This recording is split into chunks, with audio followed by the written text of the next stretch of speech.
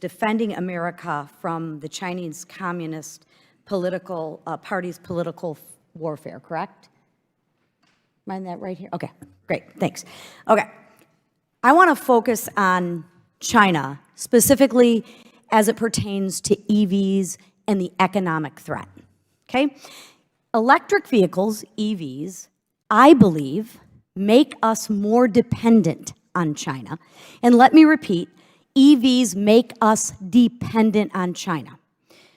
The United States, unless I'm missing something, does not have the capability to produce enough EV batteries, the power source, for Biden's EV mandates. We have to get batteries from somewhere.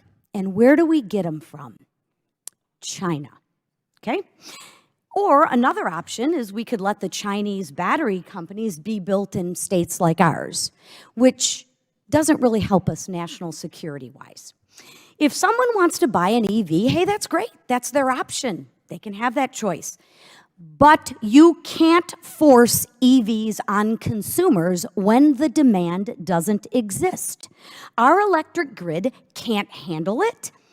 Our country can't produce our own batteries. Currently, some states like California, all we have to do is look at the facts. I know that's a struggle sometimes, but they have rolling brownouts, right? If they have rolling brownouts, how are they going to sustain EVs? No one can answer that question. It's abundantly clear to most Americans that if U.S. energy and automotive sectors rely on China for goods, the United States will have no leverage in negotiations with China. China will dictate to us. I don't want to be in that position. Let me remind everyone, China is not our friend. Colonel Newsham, can you tell this committee how the Biden administration has allowed ourselves to become solely dependent on China when it comes to renewable energies, especially as it pertains to the batteries?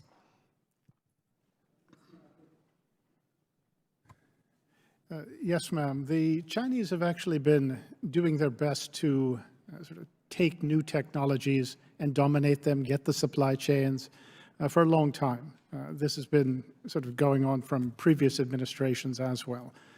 But what they are saying, of course, with EVs, and particularly an administration which may be moving too fast to try and push green energy, green technologies, and even force EVs, that it creates a certain dependency, which works to China's benefit because, as you stated, they control good chunks of the supply chain, the sort of the precursor minerals and materials that you need to make. In a nutshell, being dependent on China, does that help us? Oh, it's going to kill us. The Chinese love it. All right, you and I agree. The International Energy Agency has stated that China produces approximately, get this, 75% of the world's supply of lithium-ion batteries. And what do we need lithium-ion batteries for? Electric vehicles. Just recently, the Biden administration finalized a rule that will further force the U.S. automotive industry towards electric vehicles. I love this concept that the government knows better than the American people what to drive, what kind of stove. I mean, I actually believe in the American people, but the Biden administration, they want to force us and mandate us. I don't agree with that. I believe in people, and I believe people can make the right decisions. Are you concerned that these policies will make Americans and American industry, which is the backbone of capitalism, even more reliant on China? Yes. Wonderful, wonderful. You and I agree again. What's concerning to me is the draconian mandate coming from this Biden administration is just plain dumb. I mean, I still can't get my arms around the government knows best. Let me share with the American people, the government has innovated nothing. If you want truly progress, it has to come from innovation, and that innovation comes from industry. China is doing everything in its power to overtake the United States on the world stage, and we're giving them a manufacturing gift that would be devastating to us.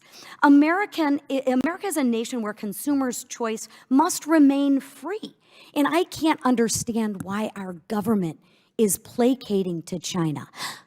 Wait. maybe I can think of about 8 million reasons why. And with that, I yield back. Chair now recognizes Ms. Norton.